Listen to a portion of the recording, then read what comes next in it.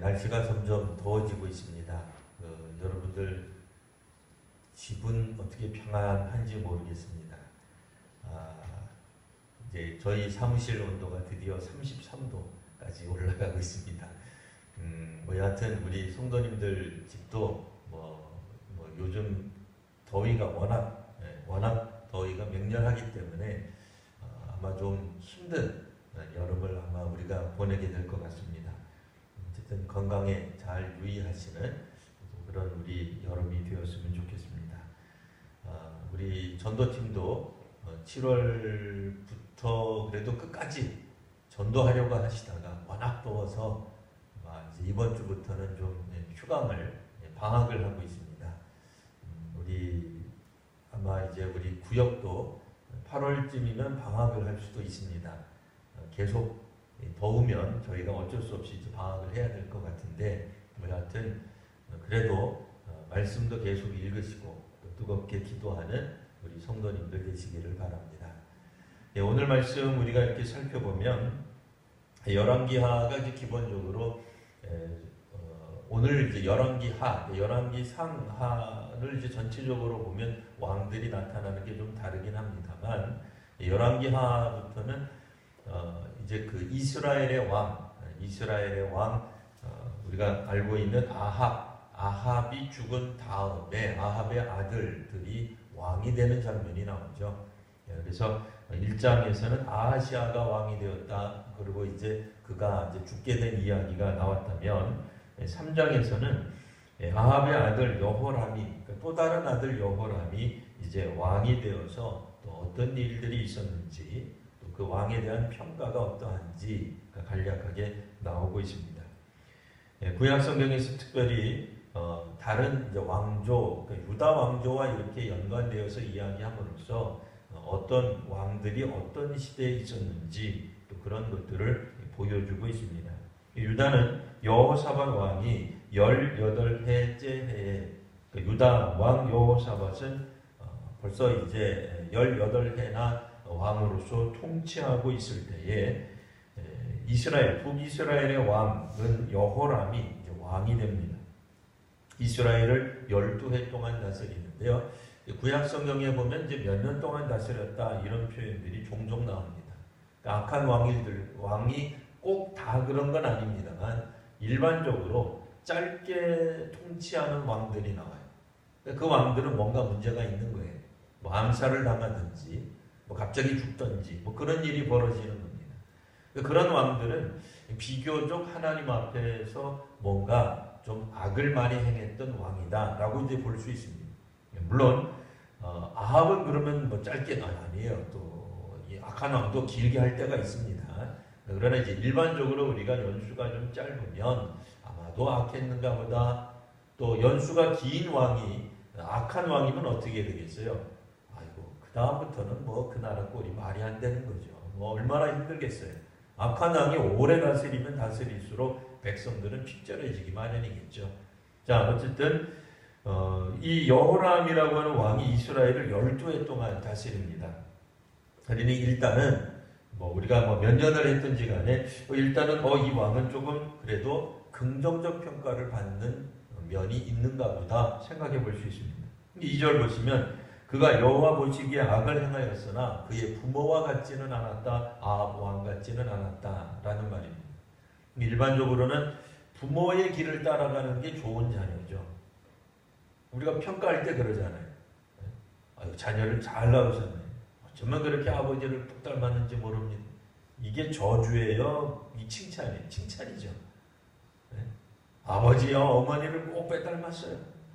혹은 아버지보다 더 나아요. 그렇게 얘기할 수도 있겠습니다만, 기본적으로 아버지가 행했던 길을 따라간다라고 하는 게 나쁜 뜻은 아니에요. 근데 오늘 성경에 보면 부모와 같지 않아가지고 칭찬받은 왕이에요. 그러니까 이 부모가 얼마나 악했으면 이 부모 따라 안 했다고 칭찬을 받겠습니까? 이 부모도 잘해야 돼요. 이 부모 역할을 한다는 게 쉬운 게 아닙니다. 전임자처럼 잘해. 이게 이런 말을 들어야지. 전임자의 길을 따라가지 아니하고 정말 잘했습니다. 이거 뭔가 좀 앞에 부분이 잘못됐다는 얘기죠. 여하튼 뭘 잘했느냐? 2절 이제 하반절 보시면 아버지가 만든 바알의 주상을 없이 하였습니다. 아합 왕이 이제 이스라엘에 도입한 새로운 신이 있었죠. 바알 신입니다. 이 바알 신을 물론 최초로 도입한 것은 아니겠으나 그래도 본격적으로 제대로 도입한 왕이 그냥 나서서 도입한 거예요. 이건 아주 악한 거죠. 일반 백성들이 가나안에 주신 바알을 따르는 일들은 혹 있을 수 있겠거니와 좋다는 뜻은 아닙니다. 그러나 왕이 나서서 바알 신을 이렇게 도입했다고 하는 건 뭔가 상당히 잘못된 거죠. 그나마 이 아합의 이 아들, 두 번째 아들로 알려져 있습니다만 이 여호람은 이 아버지가 이제 이렇게 데리고 온 정착시킨 도입한 수입한 바알 신상을 없이 하였습니다. 이런 점이 잘했다라고 칭찬받는 점입니다. 그러나 그에게도 약간의 약점이 있었습니다. 3절 보시면 여로보암이 이스라엘에게 범한 죄는 그대로 행했습니다. 그래서 백성들이 여전히 여로보암이 지었던 그런 죄를 그대로 따라갔습니다. 그럼 여로보암이 또 누구냐? 솔로몬이 죽고 난 다음에 이스라엘이 두 나라로 나뉘게 되죠. 그러니까 북이스라엘, 우리가 총칭 10지파, 남유다, 유다와 베냐민 지파, 두 지파. 그러나 베냐민 지파는 워낙 약세였기 때문에 주된 지파는 유다 지파였습니다. 그래서 유다는 남유다 왕국이라고 하는 그런 이름으로 이제 남유다 왕국이 있고 나머지 10지파가 북이스라엘, 성경에는 북이스라엘이라고 표현 안 되죠. 그냥 이스라엘 이렇게 이제 표현이 됩니다. 북이스라엘의 초대 왕이 바로 여로보암입니다. 여로보암에 대해서도 우리가 여러 가지 생각해 볼 수 있는 것들이 많은데요. 그는 사실 알고 보면은 솔로몬이 다스리던 시대에 공사 감독으로 일했던 사람입니다. 근데 꽤나 유능했던 사람이에요. 여로보암이라고 하는 사람이에요. 나중에 북이스라엘의 초대 왕이 되는 사람인데 사실 이 사람은 공사장 감독으로 꽤나 능력을 인정받던 사람이었습니다. 솔로몬의 신임도 얻었어요. 그러니까 솔로몬 시대 때 그는 반역하는 사람이 아니에요. 그러니까 나라를 나누고 하는 그런 사람이 아니에요. 오히려 솔로몬이 인정하던 사람입니다. 그런데 이제 선지자 아히야라고 하는 사람이 어느 날 갑자기 자기가 입던 옷을 12조각으로 확 찢어놓고는 그 중에 10조각을 이 여로보암 공사감독에게 주는 거예요. 그러면서 말을 하기를 내가 앞으로 10지파를 다스리는 왕이 될 것이다. 그런 신탁을 예언을 하는 겁니다. 자, 그러니 이제 상당한 거죠. 12지파 중에 10지파를 다스리는 왕이 될 거라는 그런 그러니까 여호와 하나님의 말씀을 들으니 상당한 그런 이제 사람이다. 우리가 또 신실한 사람이다. 그렇게도 우리가 볼 수 있습니다. 만약 이 여로보암이라고 하는 사람이 여호와의 말씀에 여호와의 길에 올바로 행하고 주의 말씀에 순종하기만 한다면 다윗 왕처럼 든든한 왕으로 세워지게 될 겁니다. 그의 왕권이 든든히 서게 될 것입니다. 이스라엘이 이제 그로 말미암아 우리로 말하면 새로운 도약의 길을 걷게 될 것이다 라고 이런 예언을 듣게 됩니다. 여로보암이 우리가 지금까지 보기에는 굉장히 좋은 사람이죠. 보통 사람이 아니죠. 굉장히 신실했던 사람입니다. 충실했던 사람이죠. 자, 그런데 이제 문제는 이 내용을 들은, 이 예언의 내용을 들은 솔로몬, 당시의 왕이죠. 솔로몬이 어떤 생각을 했겠어요? 여로보암이라는 사람이 참 신실한 사람이구나. 나 다음 때를 이어서 왕이 될 사람이니 좀 존중해줘야지. 이런 생각을 했겠어요? 아니면 내 다음에 왕이 된다고 그러면 빨리 죽여야지 라고 생각을 했을까요? 죽이려고 생각해요. 어쩔 수 없이 여로보암이 이집트로 망명하게 됩니다. 도망을 갔거든요. 우리가 생각할 때 하필이면 이집트냐 애굽이냐 말이에요. 왜 애굽으로 도망가겠어요? 적대국가니까 도망가는 거예요. 망명을 하게 되는 겁니다. 그리고 나서 이제 솔로몬이 죽고 난 다음에 솔로몬의 아들 이름이 좀 비슷합니다. 여로보암이랑 르호보암이 이제 왕이 됩니다. 그래서 이제 그에게 나아가지 여로보암이 이제 이집트에서 솔로몬이 자기를 죽이려고 하던 왕이 죽었으니까 이제 본국으로 돌아가서 르호보암 왕에게 이야기합니다. 당신 아버지 때 솔로몬 때죠.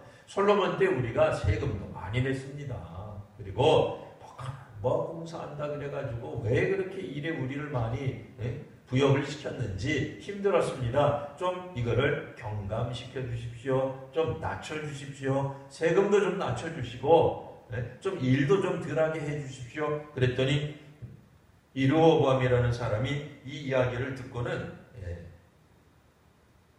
요청을 그냥 물리쳐버려요. 거절해버려요. 이 이야기를 들었던 열지파 사람들이 한꺼번에 막 화가 나가지고 이참에 우리 그냥 나라를 독립합시다. 따로 세웁시다. 해가지고 열지파가 세워지는. 그래서 이 열지파의 초대 왕이 이 여로보암이 되는 겁니다. 지금까지 우리가 이야기만 종합해보면 여로보암은 그렇게 뭐 사악한 짓을 한 적이 없어요. 굉장히 신실하고 진실되었고 또 솔로몬이 한때는 총애하던 부하였어요. 그랬다가 어떤 그 선지자의 예언을 듣고 나서는 갑자기 솔로몬이 입장을 바꾼 거죠. 여로보암을 죽이려고 하기 때문에 여로보암이 피치 못해 도망가던 도망자 신세까지 하다가 나중에 되돌아와서는 그래도 여로보암, 그러니까 르호보암이라고 하는 왕이 통치하려고 할 때에 그래도 뭐 자기가 섬겼던 왕의 아들이잖아요. 잘 해주려고 했어요. 그러나 일이 틀어지는 바람에 어쩔 수 없이 열지파의 왕이 된 사람입니다. 여기까지는 괜찮았어요. 근데 이제 그 다음이 문제예요. 이 여로보암이 이제 통치하던 때에 어떤 문제가 있었냐면 여전히 북쪽 이스라엘 남유다로 나뉘어지기는 했으나 이스라엘 전체의 종교의 중심지는 어디겠어요? 예루살렘입니다. 근데 이 예루살렘이 남유다에 있는 거예요. 이 예루살렘에는 예루살렘 성전이 있습니다. 이스라엘 사람들, 북이스라엘이든 남유다 사람이든 누구든 중요한 절기가 되면은 당연히 여호와의 성전인 예루살렘 성전에 가서 제사를 드리고 하나님께 경배하지 않았겠습니까? 그러니 혹시라도 이 여로보암이 생각하기를 이게 뭐 명절 때만 되면 절기 때만 되면 북이스라엘 사람들이 그냥 너나 할 것 없이 전부 다 예루살렘으로 가는 거예요. 혹시라도 예루살렘에 가서 이 사람들이 마음을 뺏기지 않을까 걱정하게 된 거예요. 그래서 생각하다가 나머지 베델과 단이라고 하는 두 도시에다가 그 나름대로 신당을 세웁니다. 자기 나름대로 성전 비슷한 걸 세우는 거예요. 근데 거기에다가는 우리로 말을 하면은 이제 하나님을 모셔드릴 만한 어떤 상징물이 없는 거예요. 이를테면 하나님을 모시는 상징물로서 이제 언약궤 같은 것들이 있어야 되는데 그게 없잖아요. 뭘 만들었냐면 금송아지를 만든 거예요.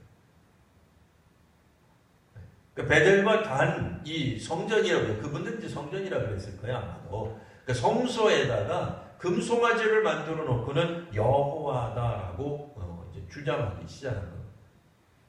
그래서 이때부터 여로보암 시대 때부터 북이스라엘 백성들은 금송아지인 여호와를 섬기는 이상한 신앙에 빠지게 됩니다.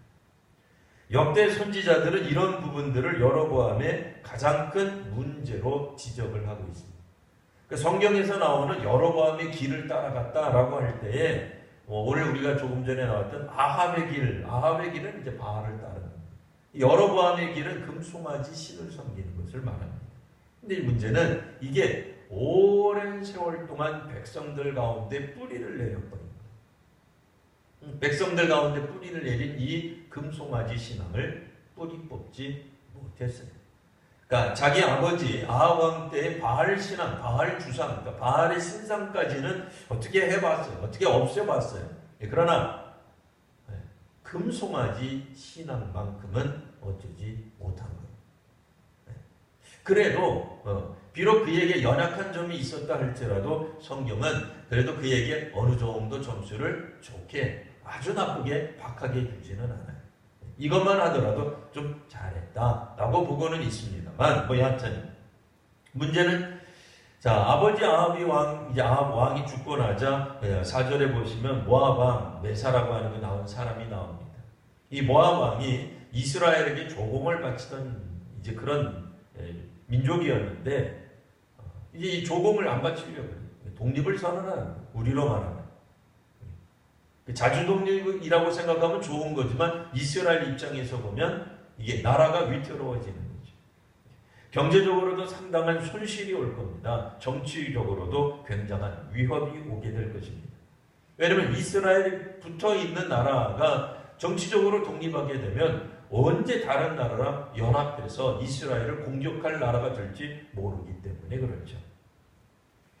점점 아합 왕 때도 그랬고 아합 왕의 이제 아들 아하시아 때도 그랬고 점점 이 모압의 어떤 이런 반역이 점점 가시화되고 실제적이고 구체적으로 되자 여호람도 어떻게 했어요? 뭐 당연히 이 모압의 반란을 통제해야 되겠죠. 이걸 이제 좀 다스리기 위해 가지고 7절 보시면 유다의 왕 여호사밧에게 사신을 보냅니다. 그래서 자신과 함께 이 모압을 좀 공격하자 하는 이야기를 하게 되죠. 근데 아마도 이 유다 왕 입장에서도 보면 그래도 가까이 있는 나라가 하다못해 이스라엘 편인 게 더 좋은 거예요. 이스라엘이 적대국이 되면 언젠가는 이스라엘도 치고 남유다도 치게 되잖아요. 우리도 삼국시대가 있으면 어떨 때는 연합해가지고 다른 나라를 공격할 수도 있는 거예요. 꼭 삼국끼리만 싸우는 게 아니에요. 더 큰 어떤 위협적인 존재가 나오게 되면 그들을 연합해서 공격할 수 있게 되는 거죠. 여하튼 이때 당시에 유다 왕 여호사밧 왕도 같이 북이스라엘 왕과 더불어 함께 연합군을 형성하는 게 좋겠다고 생각하고 함께 하게 됩니다. 그럼 어디로 가면 좋겠느냐? 이런 걸 이제 묻죠. 이스라엘 왕이. 그러자 어떻게 이야기를 해요? 자, 에돔 광야로 나아갑시다. 에돔 광야에 가면 당연히 에돔 족속을 만나겠죠. 에돔도 사실은 그 다 주변국들이에요. 근데 그 주변국들이 어느 하나라도 이렇게 좀 강성해지고 독립을 해버리면 자기도 이제 위협을 느낄 수 있겠죠. 그래서 에돔 왕도 같이 3개국이 연합군을 형성하게 되는 겁니다. 자, 이렇게 이제 숫자가 많아졌으니 의기양양했겠죠. 숫자가 많아지면 일단은 담대해질 수 있잖아요. 고대 사회의 전쟁은 일단은 숫자가 많고 봐야 돼요. 3개국이 이렇게 연대를 하고 연합을 했으니 모압 이거는 이제 풍전등화예요. 모압은 이제 금방 죽을 거예요. 금방 이제 정벌될 거예요. 토벌될 거예요. 자, 그렇게 생각하고 나아가는데 웬걸 어려움이 다가옵니다. 9절 보시면 이스라엘 왕과 유다 왕과 에돔 왕이 가더니 3명만 갔겠어요. 그의 군사들도 갔겠죠. 자, 길을 둘러간 지 7일에 군사와 따라가는 가축을 먹일 물이 없는지라. 갑자기 물 부족 사태가 벌어졌네요. 물이 7일 동안 없게 되면 이건 큰일 나는 거죠. 우리도 꼬박 3일 동안 아무것도 먹지 못하고 물도 마시지 못하면 사람이 죽을 수 있습니다. 물론 이제 몇몇 가지 이제 그 음식들은 있었다고 이제 볼 수 있어요. 그러나 아무리 음식이 있다 하더라도 물이 있어야 음식을 마련할 수 있겠죠. 걸량이 있지 그러니까 이제 마른 어떤 음식물이 있지 않고서야 이 물이 있지 않으면은 여간 힘든 것이 아닙니다. 그러자 이제 10절에 보시면 이스라엘 왕, 우리가 이제 오늘 주목해서 보던 여호람이라고 하는 왕이 아합의 아들 여호람이 말을 하기를 슬프다. 여호와께서 이 세 왕을 불러 모아 모압의 손에 넘기려 하시는도다. 어려움을 당하자 이스라엘 왕이 말합니다. 뭐라고 말해요? 하나님이 하신 일이다. 하나님이 우리를 죽이려고 작정하셨다. 이렇게 얘기하는 거예요. 이게 하나님에 대한 신앙 고백이 아니라 이 표현은 하나님에 대한 원망을 터뜨리는 거예요. 위기가 다가오자 하나님이 우리에게 저주를 내리신 거예요. 하나님이 우리를 심판하시는구만. 지금도 하나님 우리를 안 도와주시네. 이렇게 얘기하는 거예요. 자, 이제 그런 사람들도 우리도 있을 수 있습니다. 위기가 오고 어려움이 오게 되면 일단 불평부터 해놓는 거예요. 누구 때문에 그래? 이제 궁극적으로는 다 하나님 때문이에요. 하나님은 우리에게 복을 안 주셔서 그러는 거예요. 이 저주의 근원은 하나님이다. 이렇게 이야기하는 거예요. 11절. 근데 여호사밧이라고 이제 나옵니다. 10절에는 그냥 이스라엘 왕. 이름도 그냥 말 안 해버려요. 이스라엘 왕. 지금까지 북이스라엘 왕들이 하나같이 하나님을 제대로 섬기는 왕이 없는 것 같아요. 이름도 그냥 얘기를 안 해요. 그냥 이스라엘 왕. 예. 근데 어쨌든 11절에 보면 여호사밧, 우리가 성경 잘못 읽으면 북이스라엘 왕 이름이 여호사밧인가? 아니에요. 남유다 왕국의 왕 이름이에요. 헷갈리시면 안 됩니다. 이게 이제 자꾸 설명이 안 나오니까 한참 읽다가 보면 그 이름이 그 이름 같고 저 이름이 저 이름 같잖아요. 다시 한번 이제 우리 뭐 시험에는 안 나와. 이거는 시험에 안 나오는데 묻겠습니다. 아까 말했죠. 여로보암하고 르호보암이 있었어요. 북이스라엘이 10지파가 있었죠. 그 왕 이름이 여로보암이에요, 르호보암이에요? 헷갈릴 때 어떻게 외우라고 그랬죠? 여러 지파가 있으니까 여로보암이에요. 네. 또 나중에 또 이단이라고 그러지 마시고, 자, 이게 외우라고 하는 거예요. 네. 같이 동시대에 있었던 남유다 왕이 이제 그 르호보암입니다. 어쨌든 이름이 다 비슷비슷해요. 그래서 뭐 설교하는 저희들도 어떨 때는 막 헷갈릴 때 있어요. 뭐 한참 하다가 보면 내가 지금 맞게 설교하고 있나? 왜냐면 우리나라 사람도 아니니까 이게 이름이 막 혼돈이 되는 거예요. 뭐 여하튼 11절에 나오는 여호사밧은 남유다 왕입니다. 남유다 왕이 이렇게 이야기하는 거예요. 우리가 여호와께 물을 만한 여호와의 선지자가 여기 없느냐? 묻는 거예요. 자, 다시 한번 우리가 이제 그 눈여겨서 한번 보겠습니다. 우리가 여호와께 물을 만한 여호와의 선지자가 여기 없느냐? 여호와의 뜻을 찾는 거예요. 여호와께 불평하지 않고 여호와의 뜻을 찾는 거예요. 그거를 누가 하고 있느냐? 안타깝게도 북쪽 이스라엘 왕이 하지 않고 남쪽 유다 왕이 이 이야기를 묻고 있는 겁니다. 우리가 열왕기하를 처음 읽을 때에 어떤 일이 벌어졌냐면, 그 아합의 첫 번째 왕이었던 아하시아가 왕이 됐다가 그 사람이 그냥 2층 난간에서 떨어져 버렸어요. 2층인지 3층인지 잘 모르겠습니다만 어쨌든 난간에서 떨어져 가지고는 그냥 병이 들어버렸어요. 그때 그가 했던 행위가 뭐냐면 사람을 보내어서 에글론의 신 바알세부에게 이 병이 낫는가 안 낫는가 물어보자 하고 사신을 보내요.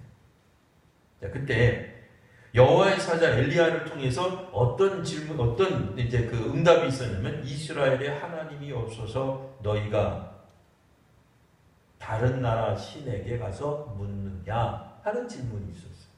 그렇죠? 이스라엘에 하나님이 없더냐? 이스라엘에는 신이 없더냐? 그게 이제 중요한 그러니까 엘리야를 통해서 하나님이 하시던 말씀이었죠. 자, 오늘 어쨌든 우리 11절 다시 한번 보시면 여호사밧이 말을 합니다. 여기 선지자 없습니까? 묻는 거예요. 여기에는 하나님의 뜻을 하나님께 물어볼 만한, 하나님께 물어서 응답을 받을 선지자가 없습니다. 결국 하나님을 찾는 거죠. 하나님의 사람을 찾는 거며 선지자를 찾는 것이며 동시에 하나님을 찾는 거예요. 같은 의미로 우리가 이해할 수 있어요. 물론 다르죠. 하나님을 찾는 거하고 하나님 사람 선지자 찾는 거하고 다를 수 있죠. 그러나 여기서는 같은 의미라고도 볼 수 있는 거예요. 여호와의 선지자가 여기 없느냐? 여호와의 선지자를 찾아서 뭐 하려고요? 하나님께 뜻을 물어보려고 하는 거죠. 적어도 남유다 왕 여호사밧은 자신들과 함께 동행하시는 하나님, 그리고 자기들은 하나님의 신의, 그러니까 하나님, 여호와라고 하는 하나님의 백성이라고 하는 인식을 분명히 하고 있었다라고 말할 수 있는 겁니다. 사실 이 세 나라 왕들은 뭘 에돔이야 뭐 그렇게 안 할 수도 있겠습니다만 이 전쟁하기 전에 먼저 하나님께 물어봤어야 돼요. 하나님, 우리가 전쟁에 나가도 되겠습니까? 모압을 치러 가도 되겠습니까? 물어봤어요. 근데 안 물어봐요. 뭐 어쨌든 지금이라도 물어보니 다행이죠. 묻는 거예요. 근데 이렇게 묻는 행위를 통해서 결국 북이스라엘 왕에게 무엇을 말하는 걸까요? 우리가 물론 위기가 오기 전에 물어보면 좋겠으나 여하튼 지금은 어쨌든 위기가 왔습니다. 그때 우리가 해야 될 일이 뭐예요? 불평하는 일이 아니라 하나님께 뜻을 물어봐야 된다라는 말입니다.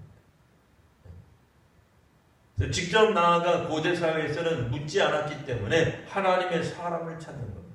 선지자를 찾는 겁니다. 이제 거짓 선지자가 필요 없죠. 바알 선지자가 필요 없죠.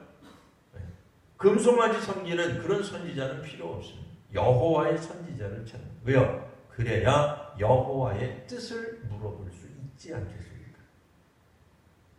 자, 그래서 이제 신하 중에 한 사람이 말합니다. 전에 엘리야의 손에 물을 붓던 사밧의 아들 엘리사가 여기 있습니다.